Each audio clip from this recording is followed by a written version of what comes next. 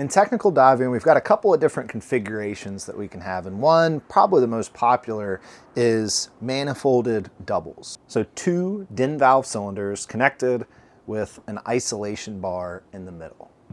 If that's something that we're looking at, it's important to understand how double tanks work and the pros and cons that we get with them. With different cylinder sizes and setups and different heights of people, there's definitely some pros and cons with weight and out of the water considerations. I'm kind of putting those on the back seat and just focusing solely on the pros and the cons and the functions of manifolded doubles.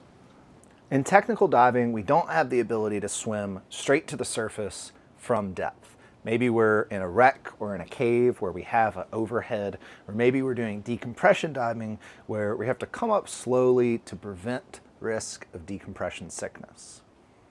Now, in all of those scenarios, we don't have the ability to make a direct ascent, so we need redundancy. Manifolded doubles allow us to have redundancy in gas availability.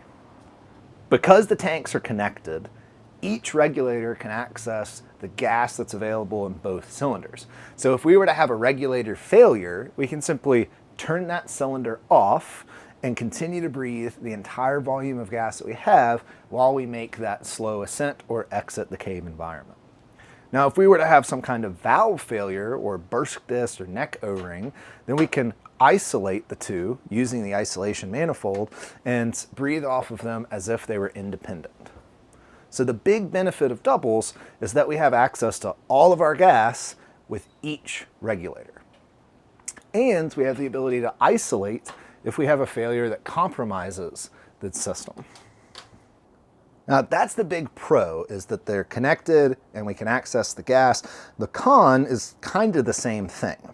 If this isolation manifold were to fail, for example, this valve failing or these O-rings failing on each side with a big bump, then that means that we have a catastrophic gas loss. Now, with everything in gear selection, it's all about weighing the risk with the benefits. Well, the big risk here, this failing, single point of failure, is probably outweighed in most kinds of diving by the risk of a regulator failure or a burst disc failure on one side, to where we've got the ability to access gas or isolate between the two. So in something like side mount, we have the exact opposite abilities. In side mount, we're totally independent. If we have a regulator failure on our right side, then that means that tank is no longer accessible. We would have to flutter the valve or something else to access that gas. So that's the drawback of side mount. The benefit of side mount is we don't have something like this that could cause a catastrophic gas loss. We have true independence between those two systems. So the pros of one are the cons of another. And again, I'm talking solely about gas access here, not entry or weight out of the water or restrictions or anything like that. From a gas access perspective, those are the pros and the cons. So let's look at how this goes together. This isolation manifold has these thin threads, these locking nuts, these O-rings, and a standard valve that sits in the middle that blocks access between the two. These thread into modular type valves. So a valve like this, where the burst disc is on the rear, and we have this, which is just a blanking plug, we could unscrew that and screw the valve in here.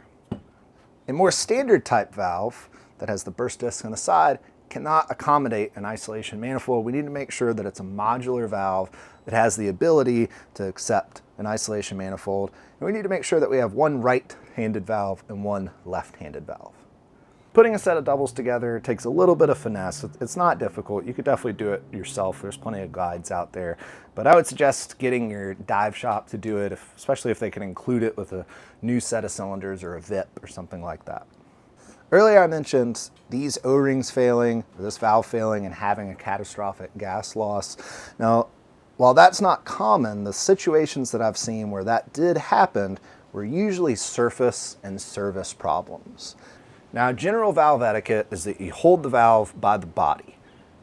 That prevents putting too much pressure on the handle, which moves, and if we move that handle or grab that handle and the weight of the tank's there, it's going to cause stress on all the internals of the valve here.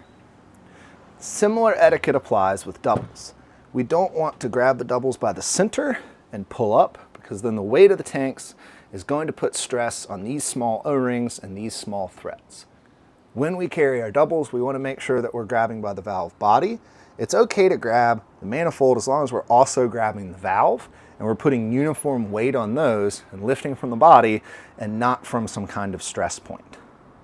And also make sure that you get your tanks visualed every year and the valve gets serviced. Carrying those cylinders properly and getting the valve serviced is going to reduce the risk of failures with this component here. Hopefully that helps you understand doubles a little bit better and how that system works. There are other pros and cons between doubles and other configurations, but I wanted to focus solely on how it works with the manifold and the differences in gas access. Well, thank you for watching.